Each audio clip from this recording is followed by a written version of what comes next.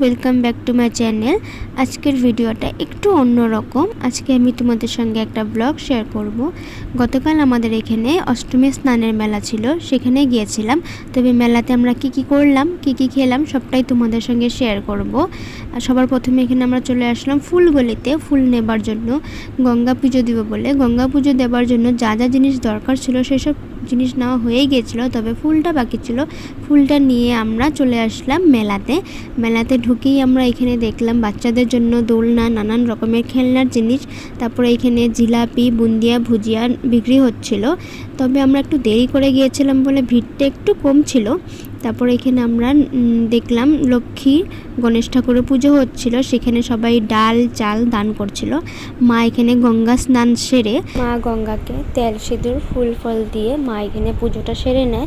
তারপরে এখানে আমরা ছোট্ট একটা গোপাল ঠাকুর দেখতে পাই। গোপাল ঠাকুরকে প্রণাম করে আমরা দই চিড়া খেয়ে নিই। এখানে গঙ্গা স্নানের পর দই চিড়া খেতে হয়। তারপরে এখানে আমরা চলে আসলাম জিলাপি নিতে। জিলাপি নিয়ে আমরা এখানে কিছু কেনাকাটাও করেছি, সেই ভিডিওগুলো আমি নিতে ভুলে গেছি। তারপর এখানে আমরা ঘুগনি খেয়ে বাড়ির পথে রওনা দিলাম। আজকের ব্লগটা এখানে শেষ করলাম। ব্লগটা কেমন লাগলো তোমরা জানিও। ভালো লাগলে একটা লাইক শেয়ার করে দিও। দেখা হচ্ছে পরের কোনো একটা ভিডিওতে।